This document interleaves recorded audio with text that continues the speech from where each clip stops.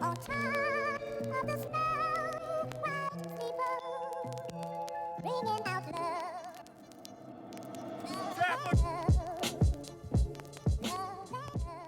In this video, I work on a 2014, 2015, correct me if I'm wrong because I'm always wrong about the make, model, and year of the vehicles, on a 2014, 2015 Chevy SS. This one I did an engine cleaning in order. I did an engine cleaning, a wash and wax, and a somewhat full interior deep cleaning. It's about a thunder, so please excuse that noise. At this point, I don't remember how long it took. I want to say under 6 hours. This was like 7 months ago. Probably under 6 hours. I have no idea what I charged. Maybe like 30 on the engine, which took me like 45 minutes. I charged like maybe 140, 160 on the wash and wax, which took me like under, I don't know, 2.5 hours. And on the interior, maybe like 100, and it took me under 2 hours. I don't know. I'm just making up the numbers. I could be completely wrong. Didn't even check the math. And that's the type of detail that I absolutely love to do. It's just super simple, super straightforward. I'm not there for a long time. Engine cleaning, well, mostly you can remove the engine cleaning. I love doing interior cleanings and wash and wax because it's just so simple, so straightforward. The customer loves the results. It doesn't take that much time. It's not the most complex thing to do. I prefer that over paint correction because you're there for like a more extended amount of time. The expectation is much higher because you're investing. That's just personally, I just prefer to do a wash and wax and interior cleaning. Especially if you have 2 people, you can knock it out so quickly. The customer absolutely loves the results, and you're just in and out, and you can knock out 2, 3, 4 in one day in about an 8-hour time span. So if you're interested in starting your business, check the description box down below for the 9 services you can offer in your business. Again, I'm offering, in this video, I'm doing 3 of the 9 that I mentioned in that guide. So check the description box down below and enjoy the video.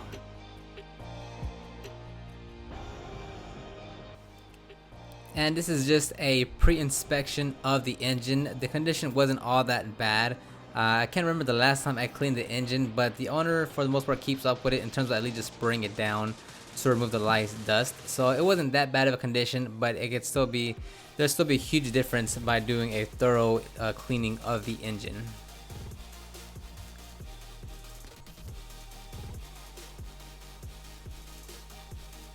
Luckily, the weather wasn't all too bad, so I could work. I could work in the heat without the surface drying up the solution, which is really good because the better the weather is, or if the surfaces aren't hot, that means you'll be able to work the surface area a lot longer, as opposed to if it's just like completely drying up the solution as soon as it touches the surfaces. So if you're in a very hot climate, then you want to be very cautious of that, just to make sure you don't have to overwork yourself and keep on cleaning water spots or dry solution. Is really take into account the weather and how hot the panels are.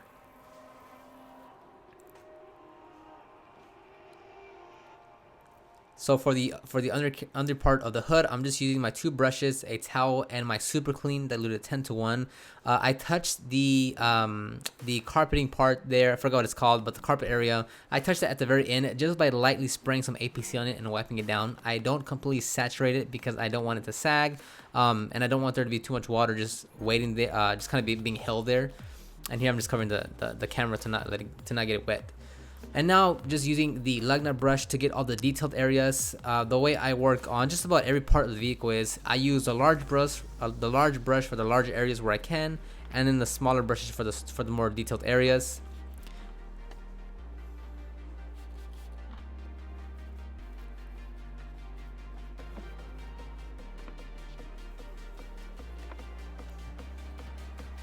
This engine isn't overly complicated, it's very straightforward. You only need but a few tools and products to get the job done. Regardless if you're a hobbyist or you're doing this as a business, you don't need to have 12 different tools and products just to clean an engine. Here I'm only going to use a lug nut brush, the easy detail brush, I think just a small size, and my APC, and then a Metrovac blower to get the water out, and then towels. I'm not going overboard with all the tools and products.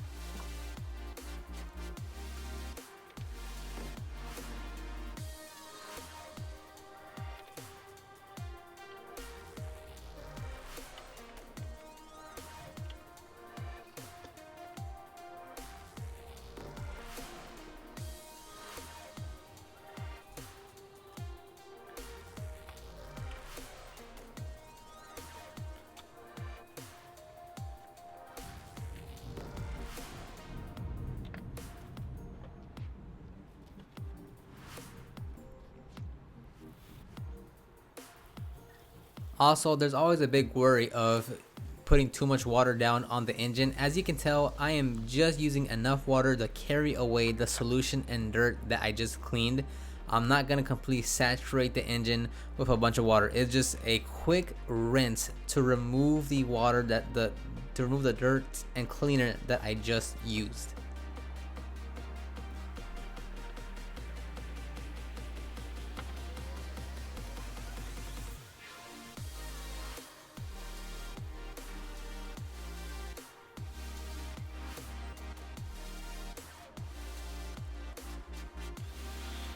And now I'm using the Metro Sidekick blower just to blow away any standing water. This is a very essential tool that I use on the engine, on the interior, on the wheels, and on the paint. So this comes in handy, especially if you don't have an air compressor. This replaces using a compressor to get air. And here now, after I blowed everything down and everything is mostly dry, I'm just going over with a towel to touch up the spots I may have missed. We're not a detailist. We're not going for perfection on the first try. We're just trying to get as most of the dirt and gunk that we can get off on the initial cleaning. Once we dry everything down, we're then gonna inspect our work and see what areas just need to be touched up really quickly. As I always say, it's always by inspect and clean, inspect and clean, inspect and clean.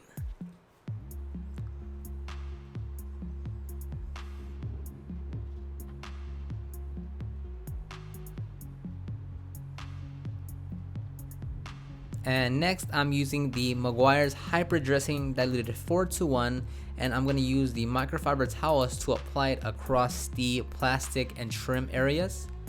Now since it is a water-based dressing, I'm not worried about spraying it on the painted surfaces or anything other than the trim or plastic, just because it's not going to damage anything. It's as easy as just wiping it down and cleaning it off and it'll be okay. So there's two methods you can use. You can either spray it onto the towel and then apply the dressing from the towel to the plastic or trim inside the engine, or you can directly spray the dressing onto the engine.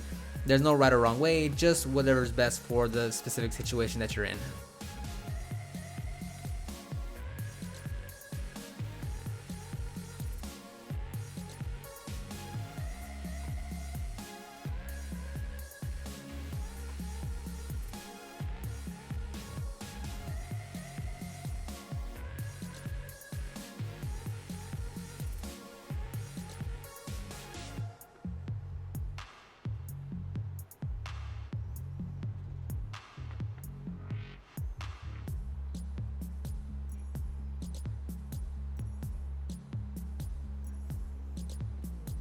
And this is the after. All the trim and dressing has been dressed. The engine has been thoroughly cleaned. Now this is a pretty much an 8 out of 10. Could you go more on this? Absolutely. Could you get further down the engine block? Could you get more into the nooks and crannies? Yes, but this is just for the owner, because he likes to keep up with the vehicle. I believe he was going to take it out to the track. I don't remember, but this is probably going to satisfy 99.9% of all customers out there, which is what we're going for.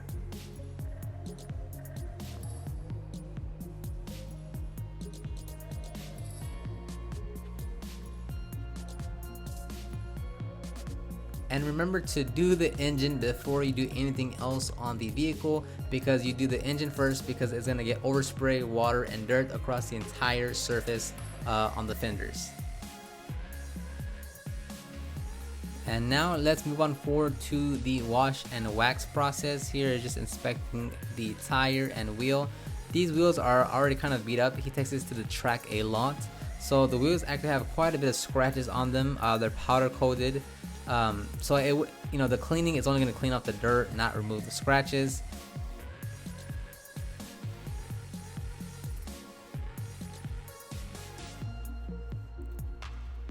And guess the product that I'm using? Yes, it is Super Clean Diluted 10:1. Yes, it's Meguiar's bottle, but I have Super Clean Diluted 10:1 in the bottle.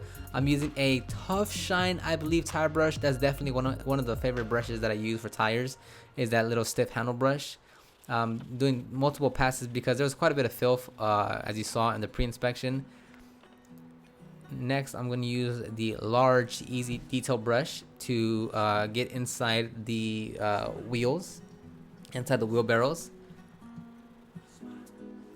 It's very important. If you're in it, if the wheels are hot, if he just drove, if the heat itself is heating up the wheels, you want to be very cautious of how long you leave the cleaner on the wheel, and to continually rinse off the product off the wheel, as so it doesn't dry or stain anything.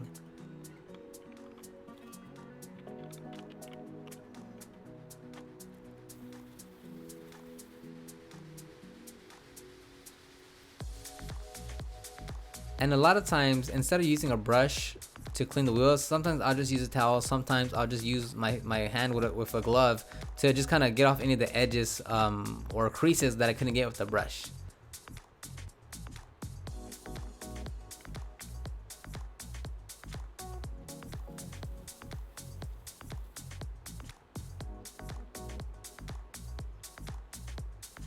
And as I mentioned, using the Metro Psychic again to blow off all the water to accelerate the drying process.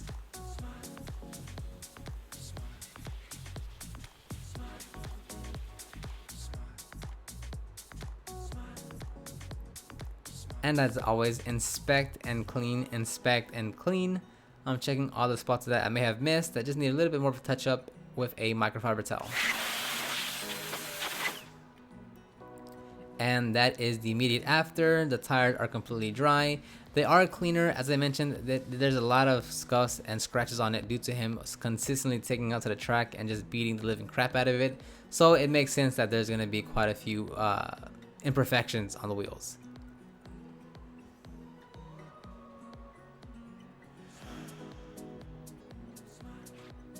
Next, we're moving on to the paint, and this is where I'm going to do a rinseless wash with Optimum No Rinse. This was during pollen season, so there was actually a lot of pollen on the vehicle, on the surface. Since it wasn't that hot, I went ahead and just rinsed it off to just kind of, just get the layer of pollen off. It wasn't going to be much of a problem. And you'll see later in the video, but as I was done with the vehicle, there was already another layer of pollen on the vehicle. So I cleaned it, waxed it, and at the end, maybe an hour and a half later, there was already another layer of pollen on the vehicle.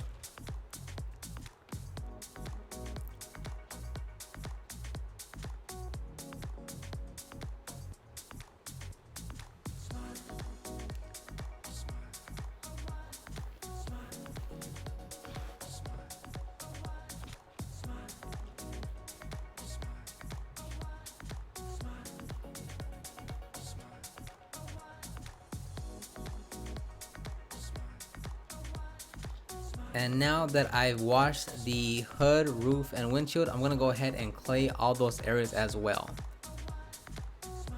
When it comes to claying, typically if it's just through normal driving and time, it's always going to be the hood, roof, and rear deck that's always has the most contaminants, just because it's the flat surfaces, and that's where things can actually land on there.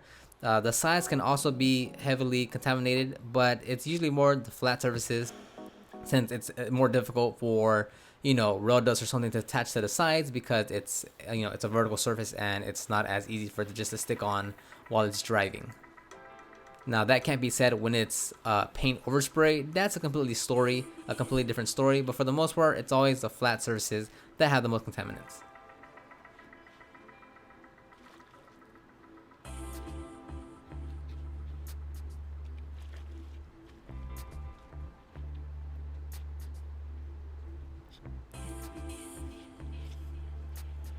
And I don't remember if it was about to rain that day, because the sun's gone, so that means there's probably a lot of clouds. So it could be that there was actually going to be some rain. There's been a few times where when it does rain, I'll either try to, if I'm doing the outside, I'll just try to wait it out. If I'm doing the interior and it's barely drizzling, I'll put my rain jacket on and try to continue. But of course, there comes to the point where it's just raining too long or too much, where I will just pack it up and I'll reschedule with the customer, and they'll pay me for what I got done. Sometimes, yes, just to be like, because it doesn't make sense, like if I stopped midway for them to pay me. But if I finish the interior or most of the interior, then I'll just charge them for what I finished and reschedule for another time to come back.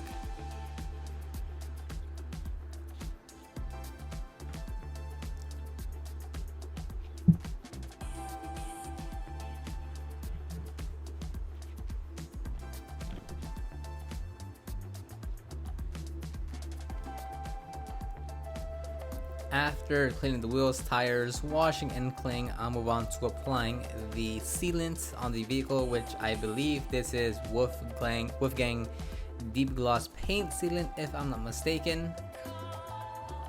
And on this vehicle, I do everything by hand without using the Grease Garage 6-inch polisher and a pad.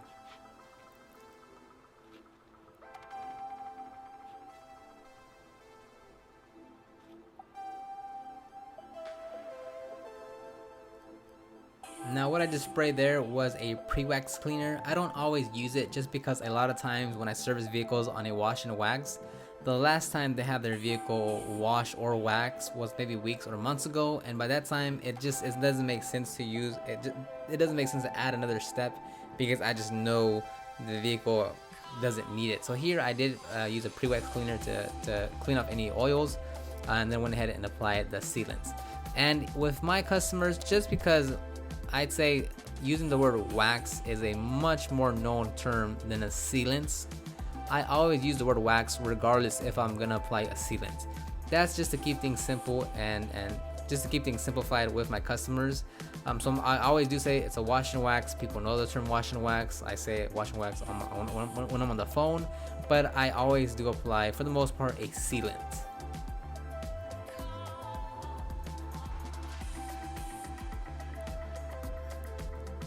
And the towels I'm using there, I believe, are the Korean made. No, I'm sorry. Those are the Kirkland Signature something towels.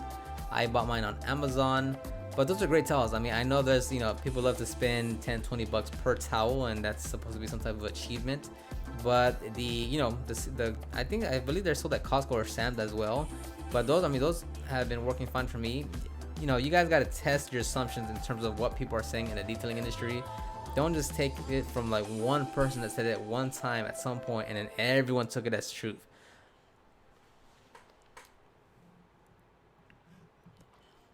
Now moving on to the tires, using Meguiar's Hyper Dressing, the same dressing I use on the engine, the same ratio, and now just applying it to the tires. And the applicator pad I'm using was actually a double-sided type wax applicator pad. It's actually red, but I've used this for so long it's literally just black now, and I use it for tires. And that is the wash and wax after it's done. Now when it comes to the results, don't believe everything you see. It all depends on the camera and the camera settings.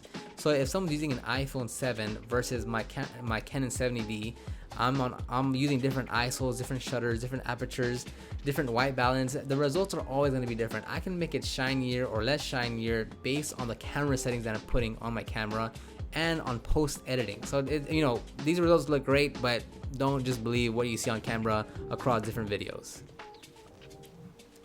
And moving straight after that, we're going into the interior. Yes, this was an engine cleaning, a wash and wax, and a mildly deep interior cleaning.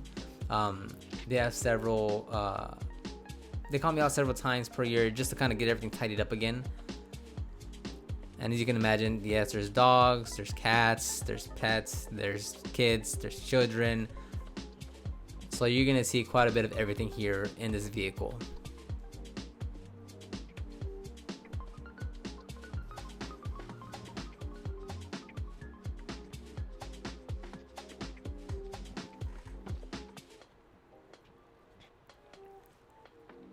Now, it was actually this customer that I learned a very big lesson that was able to probably save me a lot of times in the future.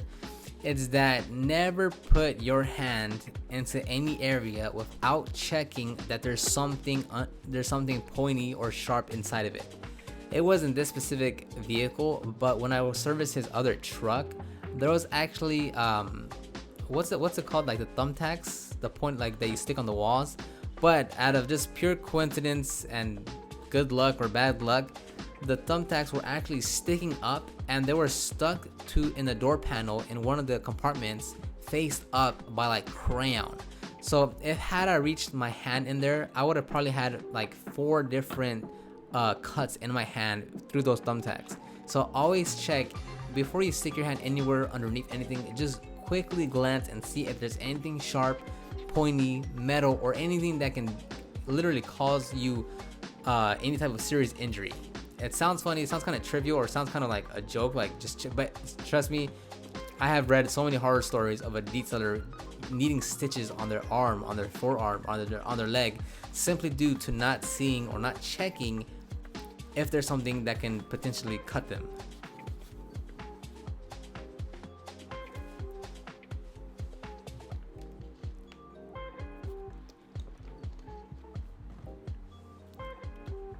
In this particular situation, because I know there's a lot of stuck on debris and gunk in the seams of the seats, instead of vacuuming, I'm first gonna wedge out some of that dry material with the 3 brushes that I have, just because I know once I vacuum it, I'm gonna have to do the same process. So I'm gonna do this, lodge some of the debris out, let it fall on the ground on different parts of the vehicle, and then I'll be able to vacuum everything out.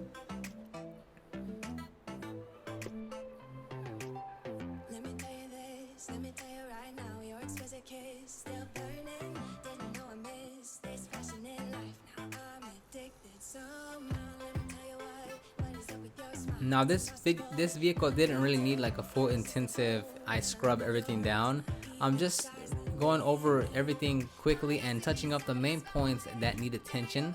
So I'm not gonna spend hours and hours on the entire interior, because for one, I already know this vehicle. I already done it several times now, so I know what areas need it, what areas get used more. So it's really just thoroughly cleaning the areas that need it, and then lightly going to areas that don't really need it.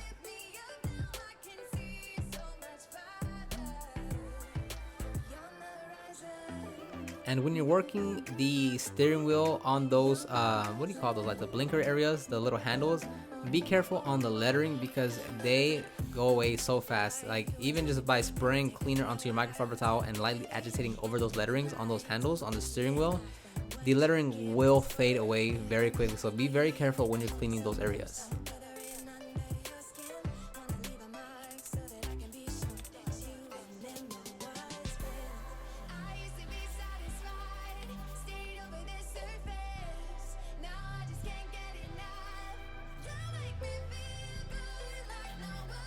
And let's just pay attention to how focused I am on the steering wheel.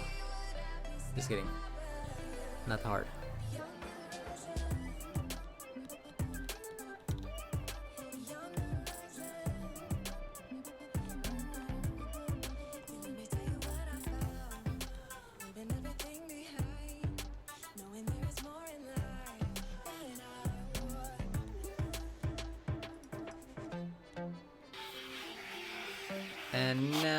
And this video is kind of chopped up a few ways. I actually started vacuuming beforehand, but it just looked like I just started vacuuming. But here I'm just vacuuming the center console before I start cleaning it, as there's a lot of debris on there before I start agitating.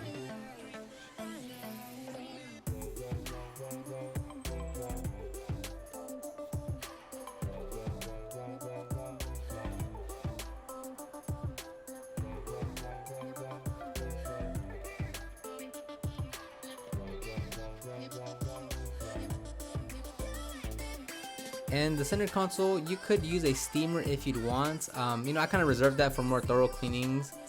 So here I'm fine with it with the brush. Would a steamer help? It would definitely, but it's just one of those. Do you want to wait for it to heat up? Do you want to manage like another tool back and forth? Do you want to pull it out? Do you want to just add? You know, so there's really it's really a preference at this point. You know, could you use a steamer? Yes. You know, I'm you know, as you could obviously tell, I'm not at the moment, and it still didn't take me too much time to get it done.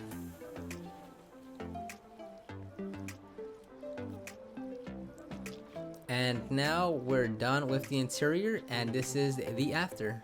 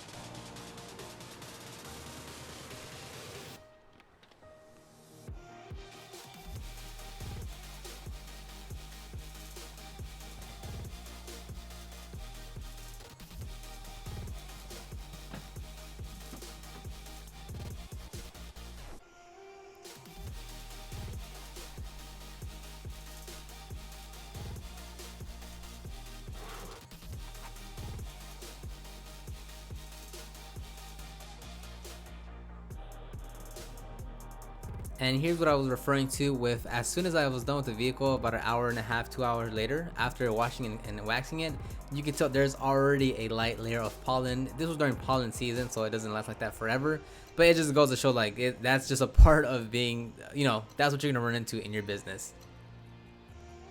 And that wraps it up. Again, yes, as you know, once I was done with the vehicle, there was already a light layer of pollen.